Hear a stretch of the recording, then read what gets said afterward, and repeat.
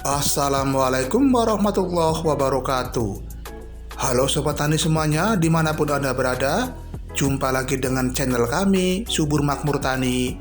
Channel yang membahas khusus perawatan tanaman padi dari awal sampai akhir, sehingga bisa memperoleh hasil panen yang maksimal.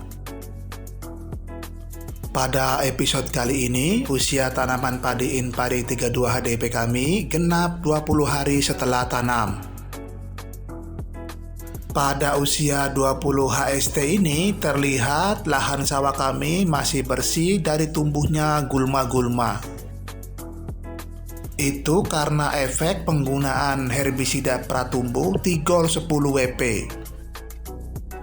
Syarat agar pengaplikasian herbisida pratumbuh Tigor 10 WP maksimal yaitu kita harus bisa menjaga agar kondisi lahan sawah kita tetap macak-macak. Kalau kita bisa menjaga lahan sawah kita tetap mancak-mancak atau berair minimal 1 bulan, maka dalam 1 bulan tersebut biasanya lahan sawah kita tidak akan ditumbuhi oleh gulma-gulma. Karena residu bahan aktif Tigor 10 WP akan bertahan sekitar 1 bulan di lahan sawah kita. Dan setelah 1 bulan, gulma-gulma biasanya mulai tumbuh.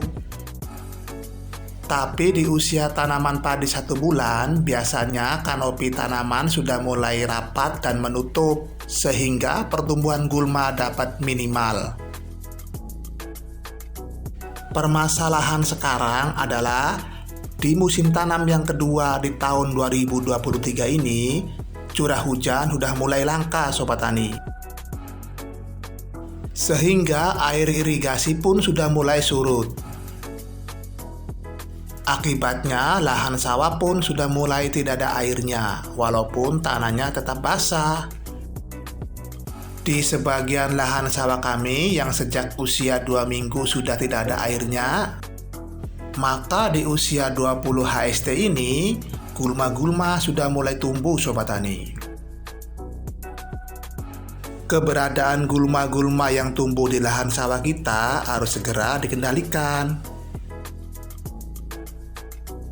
Karena keberadaan gulma sendiri bisa menjadi pesaing tanaman utama. Efeknya akan mengurangi hasil panen. Berhubung kendala di tempat kami dalam menanggulangi gulma secara manual yaitu karena mahal dan langkanya tenaga kerja, maka dalam pengendalian gulma kali ini seperti biasa kami akan melakukan dengan cara kimiawi, yaitu dengan menggunakan herbisida. Herbisida apa yang akan kami gunakan Sobat Tani? Simak terus videonya.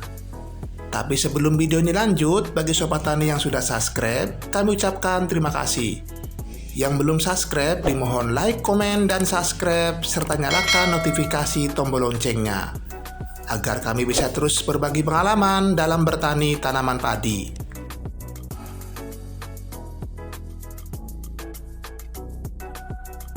Untuk mengendalikan gulma di lahan sawah kami pada kali ini, kami akan menggunakan herbisida Serendi 28 WP. Herbisida berbahan aktif Bispiribaksodium 18% dan Pirazosulfuron 10%. Herbisida Serendi 28 WP merupakan herbisida sistemik pra dan purna tumbuh berbentuk tepung yang dapat disuspensikan berwarna putih yang digunakan untuk mengendalikan gulma berdaun sempit, gulma berdaun lebar, dan juga teki-tekian pada tanaman padi. Waktu yang tepat untuk mengaplikasikan herbisida Serendi yaitu di saat gulma sudah tumbuh 2-3 helai daun. Kalau kondisi gulma sudah tumbuh 4-5 helai daun, maka penggunaan herbisida Serendi kurang optimal Sobat Tani. Untuk dosisnya sendiri biar lebih efektif, untuk kemasan 25 gram kami gunakan untuk 2 tangki sprayer 16 liter. Bentuknya tepung berwarna putih seperti ini Sobat Tani. Seperti biasa, kalau pestisida berformula WP, dalam pengadukannya membutuhkan waktu yang agak lama biar terlarut sempurna.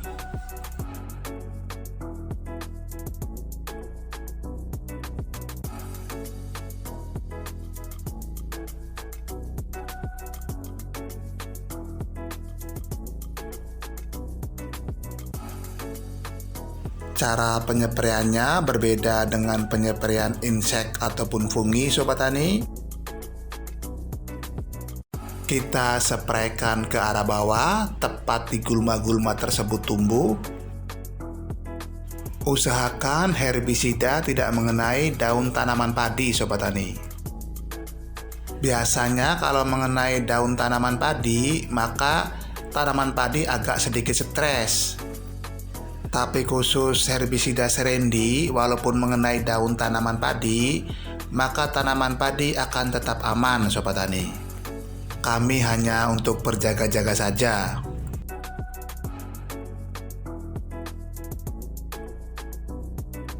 Kalau kondisi gulma di lahan sawah Sobat Tani sudah tumbuh 4-5 helai daun, maka kami sarankan menggunakan herbisida berbahan aktif Phenoxaprop P-etil dan 2,4-dimethylamina.